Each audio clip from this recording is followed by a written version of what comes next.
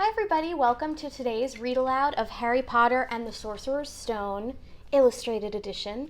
Today we're reading chapters 2 and 3, and don't be alarmed when I suddenly change outfits and hairstyles in the middle. I had a little bit of a technical difficulty with my microphone, so I'm re-recording a little part of it, but it should be all good other than that, and I hope you enjoy. For chapter 2, your purpose for listening, I want you to think about what do we consider normal? What do the Dursleys consider normal? What does Harry consider normal and people in the wizarding world? What do you consider normal and in your community? And then what's outside of normal? And then also think about, there's a little bit of foreshadowing in chapter 2. What clues does J.K. Rowling give us that Harry is not considered normal? Okay. Here we go. Chapter 2, The Vanishing Glass. Nearly 10 years had passed since the Dursleys had woken up to find their nephew on the front step, but Privet Drive had hardly changed at all. The sun rose on the same tidy front gardens and lit up the brass number 4 on the Dursleys' front door. It crept into their living room, which was almost exactly the same as it had been on the night when Mr. Dursley had seen that fateful news report about the owls. Only the photographs on the mantelpiece really showed how much time had passed. 10 years ago, there had been lots of pictures of what looked like a large pink beach ball wearing different colored bobble hats. But Dudley Dursley was no longer a baby, and now the photographs showed a large blonde boy riding his first bicycle, on a roundabout at the fair, playing a computer game with his father, being hugged and kissed by his mother. The room held no sign at all that another boy lived in the house, too. Yet Harry Potter was still there, asleep at the moment, but not for long. His Aunt Petunia was awake, and it was her shrill voice which made the first noise of the day. "Up! Get up! Now!" Harry woke with a start. His aunt rapped on the door again. "Up!" she screeched. Harry heard her walking towards the kitchen and then the sound of the frying pan being put on the cooker. He rolled onto his back and tried to remember the dream he had been having. It had been a good one. There had been a flying motorbike in it. He had a funny feeling he'd had the same dream before. His aunt was back outside the door. "Are you up yet?" she demanded. "Nearly," said Harry. "Well, get a move on. I want you to look after the bacon, and don't you dare let it burn. I want everything perfect on Duddy's birthday." Harry groaned. "What did you say?" His aunt snapped through the door. Nothing. Dudley's birthday. How could he have forgotten?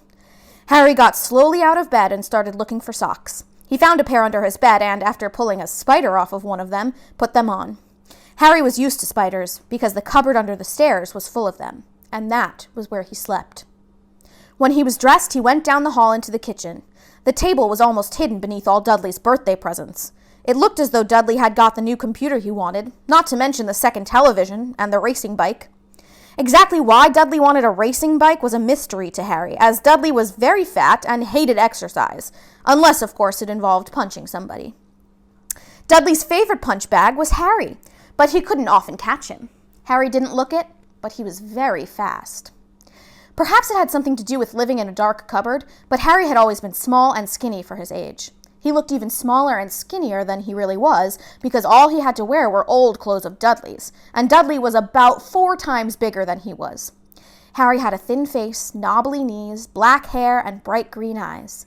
He wore round glasses held together with a lot of sellotape, because of all the times Dudley had punched him on the nose. The only thing Harry liked about his own appearance was a very thin scar on his forehead, which was shaped like a bolt of lightning. He had had it as long as he could remember, and the first question he could ever remember asking his Aunt Petunia was how he had got it. "In the car crash when your parents died," she had said, "and don't ask questions." Don't ask questions. That was the first rule for a quiet life with the Dursleys. Uncle Vernon entered the kitchen as Harry was turning over the bacon. "Comb your hair," he barked, by way of a morning greeting. About once a week, Uncle Vernon looked over the top of his newspaper and shouted that Harry needed a haircut. Harry must have had more haircuts than the rest of the boys in his class put together, but it made no difference. His hair simply grew that way, all over the place.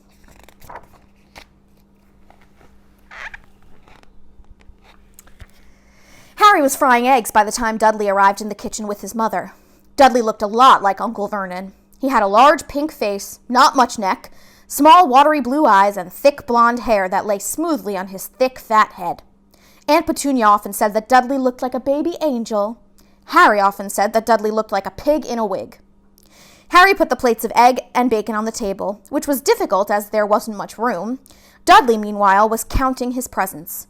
His face fell. 36, he said, looking up at his mother and father. That's 2 less than last year.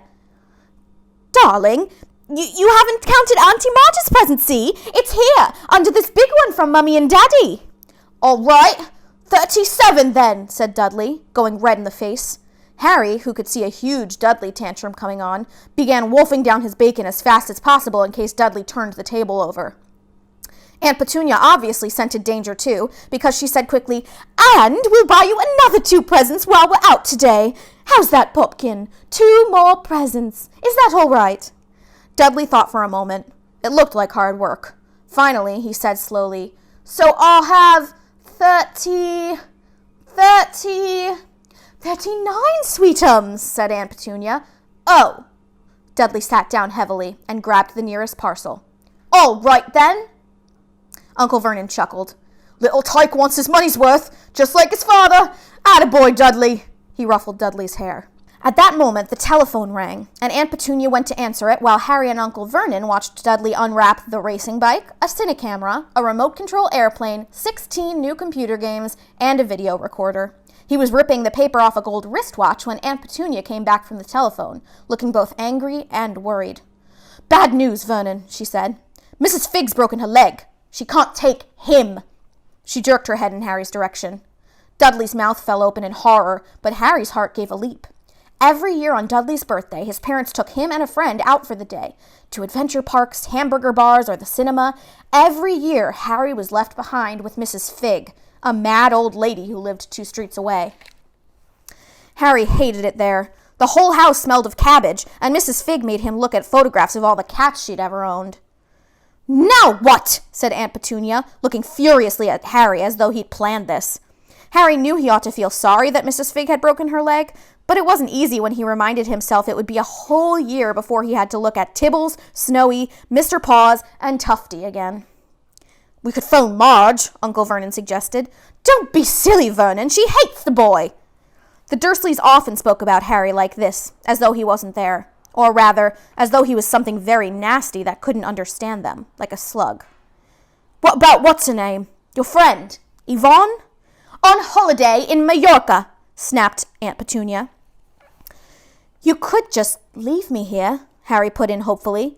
He'd be able to watch what he wanted on television for a change, and maybe even have a go on Dudley's computer. Aunt Petunia looked as though she'd just swallowed a lemon. "And come back and find the house in ruins," she snarled. "I won't blow up the house," said Harry, but they weren't listening. "I suppose we could take him to the zoo," said Aunt Petunia slowly, "and leave him in the car." "That car's new. He's not sitting in it alone." Dudley began to cry loudly. In fact, he wasn't really crying. It had been years since he'd really cried. But he knew that if he screwed up his face and wailed, his mother would give him anything he wanted. "Dinky Duddy Dums, don't cry. Mummy won't let him spoil your special day," she cried, flinging her arms around him. "I don't want him to come," Dudley yelled between huge pretend sobs. "He always spoils everything." He shot Harry a nasty grin through the gap in his mother's arms. Just then, the doorbell rang. "Oh, good Lord, they're here," said Aunt Petunia frantically, and a moment later, Dudley's best friend, Piers Polkiss, walked in with his mother. Piers was a scrawny boy with a face like a rat. He was usually the one who held people's arms behind their backs while Dudley hit them. Dudley stopped pretending to cry at once. Half an hour later, Harry, who couldn't believe his luck, was sitting in the back of the Dursleys' car with Piers and Dudley, on the way to the zoo for the first time in his life. His aunt and uncle hadn't been able to think of anything else to do with him, but before they'd left, Uncle Vernon had taken Harry aside. "I'm warning you," he had said, putting his large purple face right up close to Harry's. "I'm warning you now, boy. Any funny business, anything at all, and you'll be in that cupboard from now until Christmas." "I'm not going to do anything," said Harry. Honestly. But Uncle Vernon didn't believe him. No one ever did. The problem was, strange things often happened around Harry, and it was just no good telling the Dursleys he didn't make them happen. Once, Aunt Petunia, tired of Harry coming back from the barber's looking as though he hadn't been at all, had taken a pair of kitchen scissors and cut his hair so short he was almost bald except for his fringe, which she left to hide that horrible scar. Dudley had laughed himself silly at Harry, who spent a sleepless night imagining school the next day, where he was already laughed at for his baggy clothes and sellotaped glasses. Next morning, however, he had got up to find his hair exactly as it had been before Aunt Petunia had sheared it off. He had been given a week in his cupboard for this, even though he had tried to explain to them that he couldn't explain how it had grown back so quickly. Another time, Aunt Petunia had been trying to force him into a revolting... Okay, we're going to take a pause because my cat just meowed. But I've heard that you guys are a big fan of Luna, so... Luna! Come here. She brought me this mouse. Come here. Come here, honey. Okay, I'm going to throw it for her, and then a little later I'll pick her up and show you guys. She plays fetch like a dog, so that's fun. Okay. Oh, she's bringing it back. Come here, baby. The kids want to see you. Come here. Oi. Here's Miss Luna. Oh, she's not happy to be picked up, but she says hello, right? This is Luna. You may know her as Looney Tunes.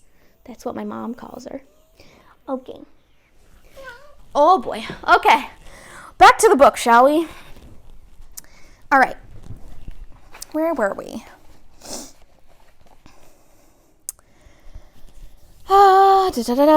Another time, Aunt Petunia had been trying to force him into a revolting old jumper of Dudley's, brown with orange baubles. The harder she tried to pull it over his head, the smaller it seemed to become, until finally it might have fitted a glove puppet, but certainly it wouldn't fit Harry. Aunt Petunia had decided it must have shrunk in the wash, and to his great relief, Harry wasn't punished. On the other hand, he got into terrible trouble for being found on the roof of the school kitchens. Dudley's gang had been chasing him as usual when, as much to Harry's surprise as anyone else's, there he was, sitting on the chimney. The Dursleys had received a very angry letter from Harry's head mistress, telling them Harry had been climbing school buildings. But all he tried to do, as he shouted at Uncle Vernon through the locked door of his cupboard, was jump behind the big bins outside the kitchen doors. Harry supposed that the wind must have caught him in mid-jump. But today, nothing was going to go wrong. It was even worth being with Dudley and Piers to be spending the day somewhere that wasn't school, his cupboard, or Mrs. Figg's cabbage-smelling living room. While he drove, Uncle Vernon complained to Aunt Petunia. He liked to complain about things. People at work, Harry, the council, Harry, the bank, and Harry were just a few of his favorite subjects. This morning, it was motorbikes. "Roaring along like maniacs, the young hoodlums," he said, as a motorbike overtook them. "I had a dream about a motorbike," said Harry, remembering suddenly. "It was flying." Uncle Vernon nearly crashed into the car in front. He turned right around in his seat and yelled at Harry, his face like a gigantic beetroot with a mustache. "Motorbikes don't fly!" Dudley and Piers sniggered. "I know they don't," said Harry. "It was only a dream." But he wished he hadn't said anything. If there was one thing the Dursleys hated even more than his asking questions, it was his talking about anything acting in a way it shouldn't, no matter if it was in a dream or even a cartoon. They seemed to think he might get dangerous ideas. It was a very sunny Saturday at the zoo, and it was crowded with families. The Dursleys bought Dudley and Piers large chocolate ice creams at the entrance, and then, because the smiling lady in the van had asked Harry what he wanted before they could hurry him away, they bought him a cheap lemon ice lolly. It wasn't bad either, Harry thought, licking it as they watched a gorilla scratching its head and looking remarkably like Dudley, except that it wasn't blonde. Harry had the best morning he'd had in a long time. He was careful to walk a little way apart from the Dursleys so that Dudley and Piers, who were starting to get bored with the animals by lunchtime, wouldn't fall back on their favorite hobby of hitting him. They ate in the zoo restaurant, and when Dudley had a tantrum because his Knickerbocker glory wasn't big enough, Uncle Vernon bought him another one, and Harry was allowed to finish the first. Harry felt afterwards that he should have known it was all too good to last. After lunch, they went to the reptile house. It was cool and dark in here, with lit windows all along the walls. Behind the glass, all sorts of lizards and snakes were crawling and slithering over bits of wood and stone. Dudley and Piers wanted to see huge, poisonous cobras and thick, man-crushing pythons. Dudley quickly found the largest snake in the place. It could have wrapped its body twice around Uncle Vernon's car and crushed it into a dustbin. But at the moment, it didn't look in the mood. In fact, it was fast asleep. Dudley stood with his nose pressed against the glass, staring at the glistening brown coils. "Make it move!" he whined at his father. Uncle Vernon tapped on the glass, but the snake didn't budge. "Do it again!" Dudley ordered. Uncle Vernon rapped the glass smartly with his knuckles, but the snake just snoozed on. "This is boring," Dudley moaned. He shuffled away. Harry moved in front of the tank and looked intently at the snake. He wouldn't have been surprised if it had died of boredom itself. No company except stupid people drumming their fingers on the glass trying to disturb it all day long. It was worse than having a cupboard as a bedroom, where the only visitor was Aunt Petunia hammering on the door to wake you up. At least he got to visit the rest of the house. The snake suddenly opened its beady eyes. Slowly, very slowly, it raised its head until its eyes were on a level with Harry's. It winked. Harry stared. Then he looked quickly around to see if anyone was watching. They weren't. He looked back at the snake and winked too. The snake jerked its head towards Uncle Vernon and Dudley, then raised its eyes to the ceiling. It gave Harry a look that said quite plainly, "I get that all the time." "I know," Harry murmured through the glass, though he wasn't sure the snake could hear him.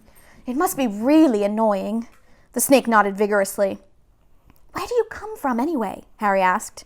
The snake jabbed its tail at a little sign next to the glass. Harry peered at it. Boa constrictor, Brazil. "Was it nice there?" The boa constrictor jabbed its tail at the sign again, and Harry read on. This specimen was bred in the zoo. "Oh, I see. So you've never been to Brazil?" As the snake shook its head, a deafening shout behind Harry made both of them jump. "Dudley! Mr. Dursley! Come and look at this snake! You won't believe what it's doing!" Dudley came waddling towards them as fast as he could. "Out of the way, you!" he said, punching Harry in the ribs. Caught by surprise, Harry fell hard on the concrete floor. What came next happened so fast, no one saw how it happened. One second, Piers and Dudley were leaning right up close to the glass. The next, they had leapt back with howls of horror. Harry sat up and gasped. The glass front of the boa constrictor's tank had vanished. The great snake was uncoiling itself rapidly, slithering out onto the floor. People throughout the reptile house screamed and started running for the exits. As the snake slid swiftly past him, Harry could have sworn a low, hissing voice said, "Brazil, here I come. Thanks, amigo." The keeper of the reptile house was in shock. "But the glass," he kept saying. "Where did the glass go?" The zoo director himself made Aunt Petunia a cup of strong, sweet tea while he apologized over and over again. Piers and Dudley could only gibber. As far as Harry had seen, the snake hadn't done anything except snap playfully at their heels as it passed. But by the time they were all back in Uncle Vernon's car, Dudley was telling them how it had nearly bitten off his leg, while Piers was swearing it had tried to squeeze him to death. But worst of all, for Harry at least, was Piers calming down enough to say, "Harry was talking to it! Weren't you, Harry?" Oh, here's this picture.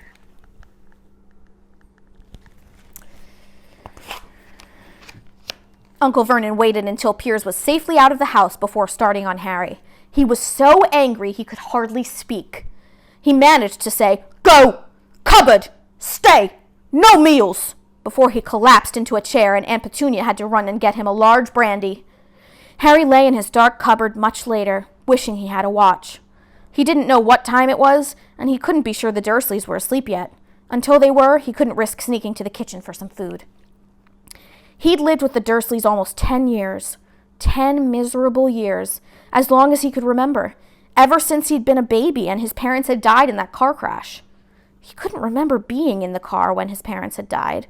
Sometimes, when he strained his memory during long hours in his cupboard, he came up with a strange vision.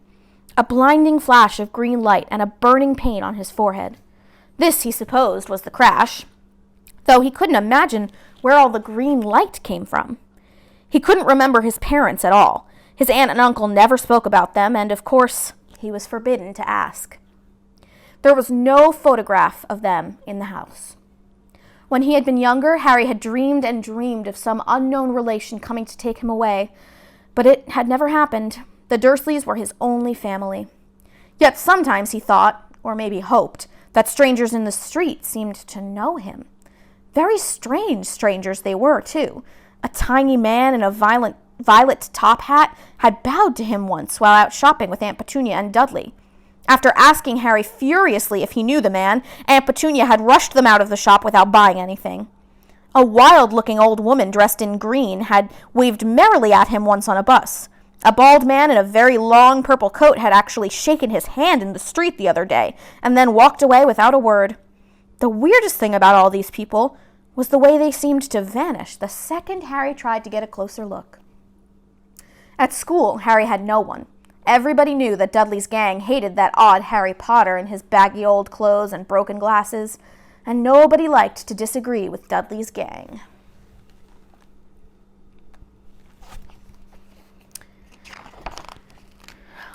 That's the end of chapter 2. Okay, so the purpose for listening for that one was to think about what normal means and what clues there might be that Harry is not considered quite normal. And then for chapter 3, I'd like you to think about how does J.K. Rowling use the fantasy formula of shifting settings from the real world to the fantasy world and back again, and how does she make it her own? For example, the worlds aren't completely separate. Like if you've read or watched Alice in Wonderland or Chronicles of Narnia, those worlds are completely separate from each other. You go through some sort of passage, and that fantasy world is different entirely, maybe in a different universe from the real world. But in this book, they're one and the same. The wizard world is inside the world that we know. So think about how she does that, and maybe consider, the mixing and the blending of the worlds, does that make it more realistic? Does it make it less realistic? There's not really a correct answer. It's just sort of something to think about. Okay, chapter 3, The Letters from No One. The escape of the Brazilian boa constrictor earned Harry his longest ever punishment. By the time he was allowed out of his cupboard again, the summer holidays had started, and Dudley had already broken his new Cinecamera, crashed his remote control airplane, and, first time on his racing bike, knocked down old Mrs. Figg as she crossed Privet Drive on her crutches. Harry was glad school was over, but there was no escaping Dudley's gang, who visited the house every single day. Piers, Dennis, Malcolm, and Gordon were all big and stupid, but as Dudley was the biggest and stupidest of the lot, he was the leader.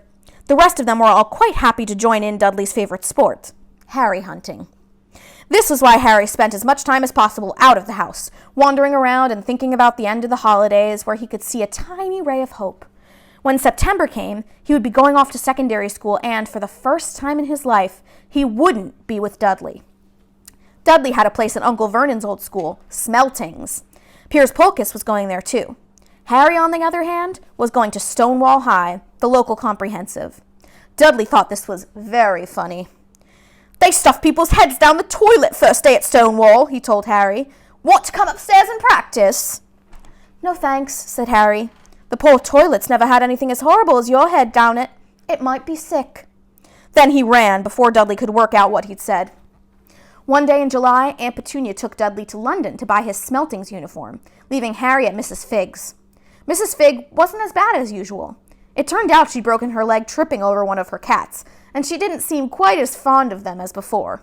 She let Harry watch television and gave him a bit of chocolate cake that tasted as though she'd had it for several years. That evening, Dudley paraded around the living room for the family in his brand new uniform. Smeltings boys wore maroon tailcoats, orange knickerbockers, and flat straw hats called boaters. They also carried knobbly sticks used for hitting each other while the teachers weren't looking. This was supposed to be good training for later in life. As he looked at Dudley in his new knickerbockers, Uncle Vernon said gruffly that it was the proudest moment of his life. Aunt Petunia burst into tears and said she couldn't believe it was her ickle Dudleykins. He looked so handsome and grown up. Harry didn't trust himself to speak. He thought 2 of his ribs might already have cracked from trying not to laugh. There was a horrible smell in the kitchen next morning when Harry went in for breakfast. It seemed to be coming from a large metal tub in the sink. He went to have a look. The tub was full of what looked like dirty rags swimming in gray water. "What's this?" he asked Aunt Petunia. Her lips tightened as they always did if he dared to ask a question. "Your new school uniform," she said. Harry looked in the bowl again. "Oh," he said. I didn't realize it had to be so wet. Don't be stupid, snapped Aunt Petunia. I'm dyeing some of Dudley's old things gray for you. It'll look just like everyone else's when I've finished. Harry seriously doubted this, but thought it best not to argue. He sat down at the table and tried not to think about how he was going to look on his first day at Stonewall High, like he was wearing bits of old elephant skin, probably. Dudley and Uncle Vernon came in, both with wrinkled noses because of the smell from Harry's new uniform. Uncle Vernon opened his newspaper as usual, and Dudley banged his smelting stick, which he carried everywhere, on the table. They heard the click of the letter box and the flop of the letters on the doormat. Get the post, Dudley, said Uncle Vernon from behind his paper. Make Harry get it. Get the post, Harry. Make Dudley get it. Poke him with your smelting stick, Dudley. Harry dodged the smelting stick and went to get the post. 3 things lay on the doormat. A postcard from Uncle Vernon's sister Marge, who was holidaying on the Isle of Wight, a brown envelope that looked like a bill, and a letter for Harry. Harry picked it up and stared at it, his heart twanging like a giant elastic band. No one ever in his whole life had written to him. Who would? He had no friends, no other relatives. He didn't belong to the library, so he'd never even gotten rude notes asking for books back. Yet here it was, a letter, addressed so plainly that there could be no mistake. Mr. H. Potter, The Cupboard Under the Stairs, 4 Privet Drive, Little Winging, Surrey. The envelope was thick and heavy, made of yellowish parchment, and the address was written in emerald green ink. There was no stamp. Turning the envelope over, his hand trembling, Harry saw a purple wax seal bearing the coat of arms, a lion, an eagle, a badger, and a snake, surrounding a large letter H. Hurry up, boy, shouted Uncle Vernon from the kitchen. What are you doing, checking for letter bombs? He chuckled at his own joke. Harry went back to the kitchen, still staring at his letter. He handed Uncle Vernon the bill and the postcard, sat down, and slowly began to open the yellow envelope. Uncle Vernon ripped open the bill, snorted in disgust, and flipped over the postcard. Marge is ill, he informed Aunt Petunia. Ate a funny whelk. Dad, said Dudley suddenly. Dad, Harry's got something. Harry was on the point of unfolding his letter, which was written on the same heavy parchment as the envelope, when it was jerked sharply out of his hand by Uncle Vernon. That's mine, said Harry, trying to snatch it back. Who'd be writing to you? Sneered Uncle Vernon, shaking the letter open with one hand and glancing at it. His face went from red to green, faster than a set of traffic lights. And it didn't stop there. Within seconds, it was the grayish-white of old porridge. Petunia, he gasped. Dudley tried to grab the letter to read it, but Uncle Vernon held it high out of his reach. Aunt Petunia took it curiously and read the first line. For a moment, it looked as though she might faint. She clutched her throat and made a choking noise. Vernon, Aunt Petunia was saying in a quivering voice. Look at the address. How could they possibly know where he sleeps? You don't think they're watching the house? Watching, spying, might be following us, muttered Uncle Vernon wildly. But what should we do, Vernon? Should we write back? Tell them we don't want... Harry could see Uncle Vernon's shiny black shoes pacing up and down the kitchen. No, he said finally. No, we'll ignore it. If they don't get an answer, yes, that's best. We won't do anything. But I'm not having one in the house, Petunia. Didn't we swear when we took him in we'd stamp out that dangerous nonsense? That evening, when he got back from work, Uncle Vernon did something he'd never done before. He visited Harry in his cupboard. Where's my letter? Said Harry, the moment Uncle Vernon had squeezed through the door. Who's writing to me? No one. It was addressed to you by mistake, said Uncle Vernon shortly. I have burned it. It was not a mistake, said Harry angrily. It had my cupboard on it. Silence! Yelled Uncle Vernon, and a couple of spiders fell from the ceiling. He took a few deep breaths and then forced his face into a smile, which looked quite painful. Yes, Harry, about this cupboard. Your aunt and I have been thinking you're really getting a bit big for it. We think it might be nice if you moved into Dudley's second bedroom. Why? Said Harry. Don't ask questions, snapped his uncle. Take this stuff upstairs, now. The Dursleys' house had 4 bedrooms, one for Uncle Vernon and Aunt Petunia, one for visitors, usually Uncle Vernon's sister, Marge, one where Dudley slept, and one where Dudley kept all the toys and things that wouldn't fit into his first bedroom. It only took Harry one trip upstairs to move everything he owned from the cupboard to this room. He sat down on the bed and stared around him. Nearly everything in here was broken. The month-old Cinecamera was lying on top of a small working tank Dudley had once driven over the next door's dog. In the corner was Dudley's first ever television set, which he'd put his foot through when his favorite program had been canceled.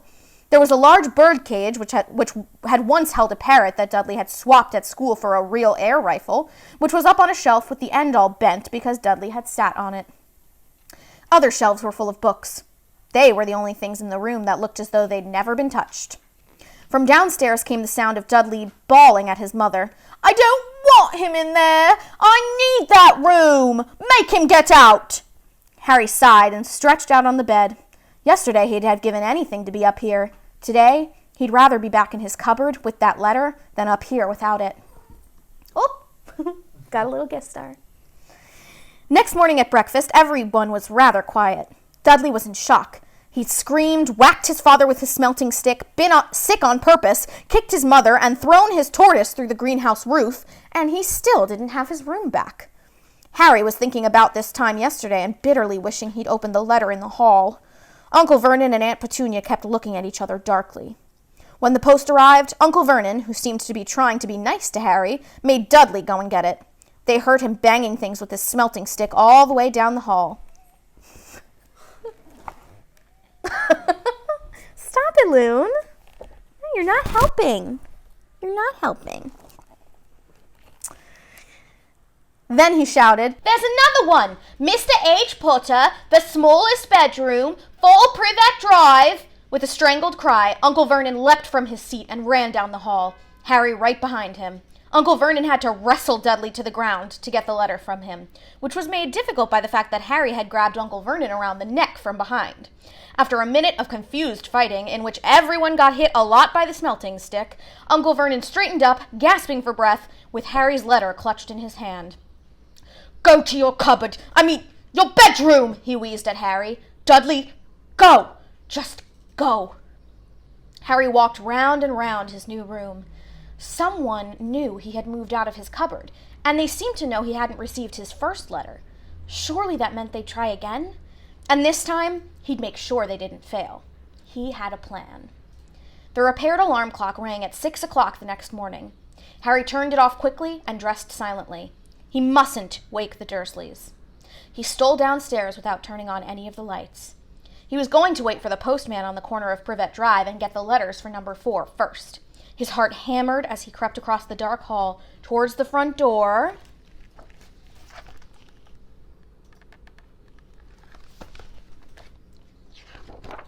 Ah! Harry leapt into the air. He'd trodden on something big and squashy on the doormat. Something alive. Lights clicked on upstairs, and to his horror, Harry realized that the big squashy something had been his uncle's face. Uncle Vernon had been lying at the foot of the front door in a sleeping bag, clearly making sure that Harry didn't do exactly what he'd been trying to do. He shouted at Harry for about half an hour, and then told him to go and make a cup of tea. Harry shuffled miserably off into the kitchen, and by the time he got back, the post had arrived, right into Uncle Vernon's lap. Harry could see 3 letters addressed in green ink. "I want," he began, but Uncle Vernon was tearing the letters into pieces before his eyes. Uncle Vernon didn't go to work that day. He stayed at home and nailed up the letterbox. "See," he explained to Aunt Petunia through a mouthful of nails, "if they can't deliver them, they'll just give up." "I'm not sure that'll work, Vernon." "Oh, these people's minds work in strange ways, Petunia. They're not like you and me," said Uncle Vernon, trying to knock in a nail with a piece of fruitcake Aunt Petunia had just brought him.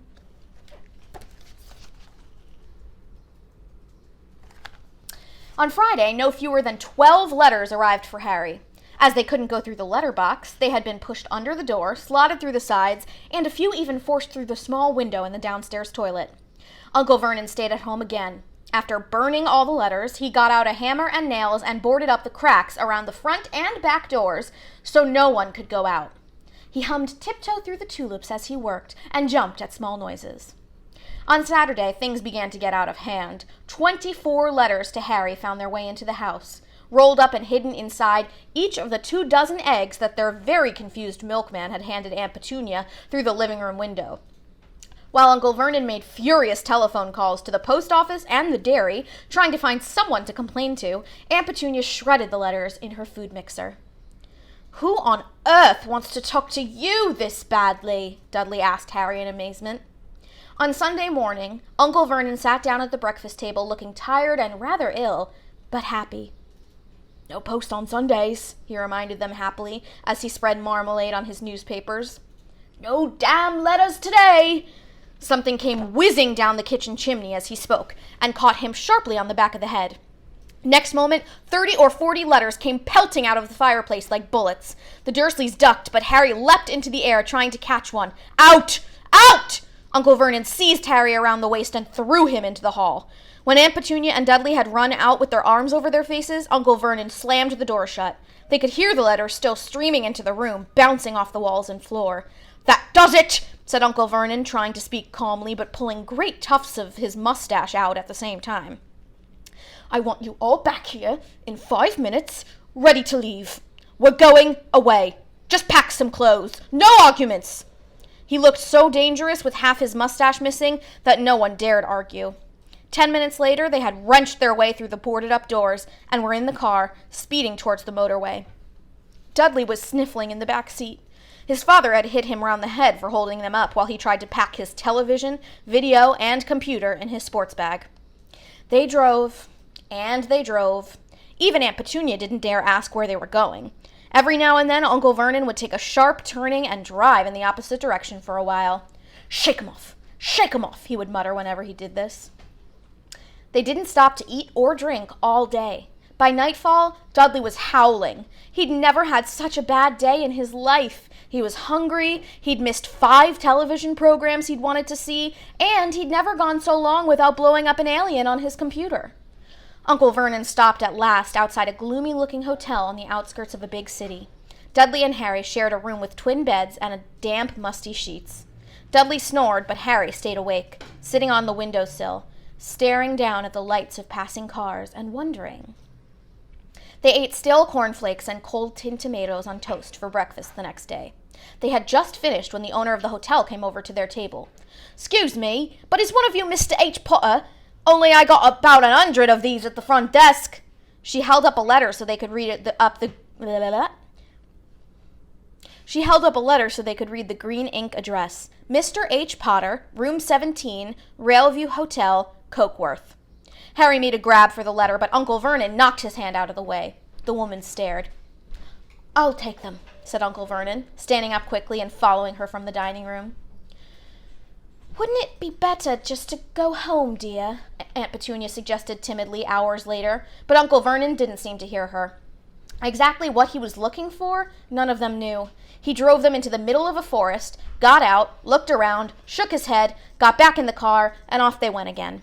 The same thing happened in the middle of a plowed field, halfway across a suspension bridge, and at the top of a multi-story car park.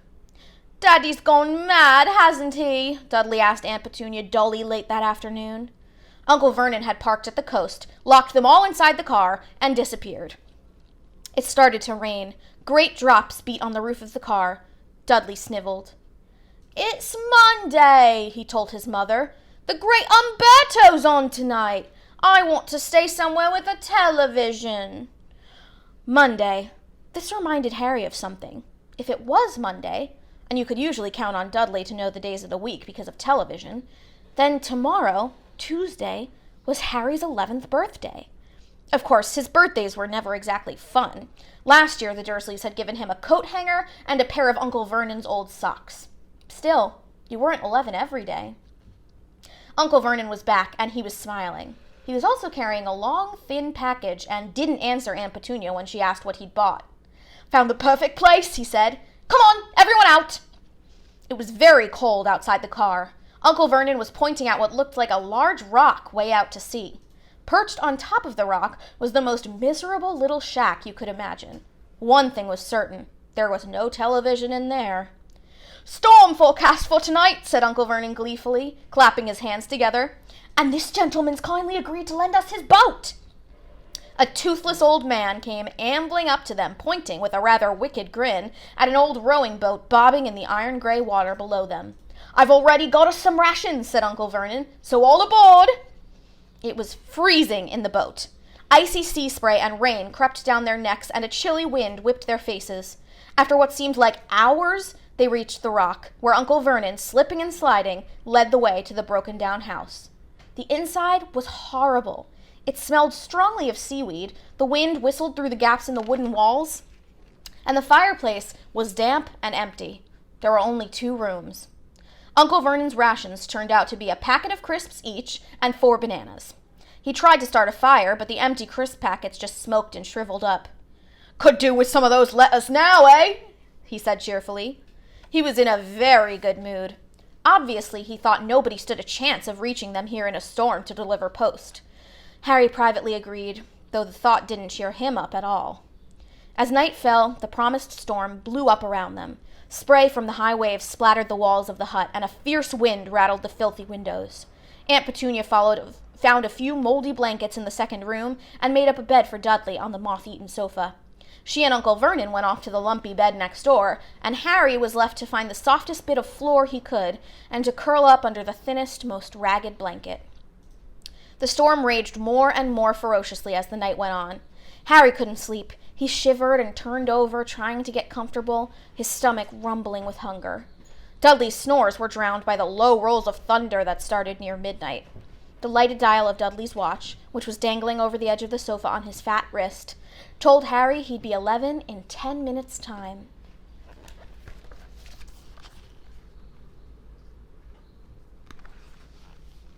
He lay and watched his birthday tick nearer, wondering if the Dursleys would remember at all, wondering where the letter writer was now. 5 minutes to go. Harry heard something creak outside. He hoped the roof wasn't going to fall in, although he might be warmer if it did. 4 minutes to go. Maybe the house in Privet Drive would be so full of letters when they got back that he'd be able to steal one somehow. 3 minutes to go. Was that the sea slapping hard on the rock like that? And 2 minutes to go. What was that funny crunching noise? Was the rock crumbling into the sea? 1 minute to go and he'd be 11. 30 seconds, 20, 10, 9. Maybe he'd wake Dudley up just to annoy him. 3, 2, 1. Boom! The whole shack shivered, and Harry sat bolt upright, staring at the door. Someone was outside, knocking to come in. And that is chapter 3. In the next video, we'll be reading chapter 4, The Keeper of the Keys. I hope you all enjoyed and that you're staying safe and healthy, and I'll see you in the next one. Bye!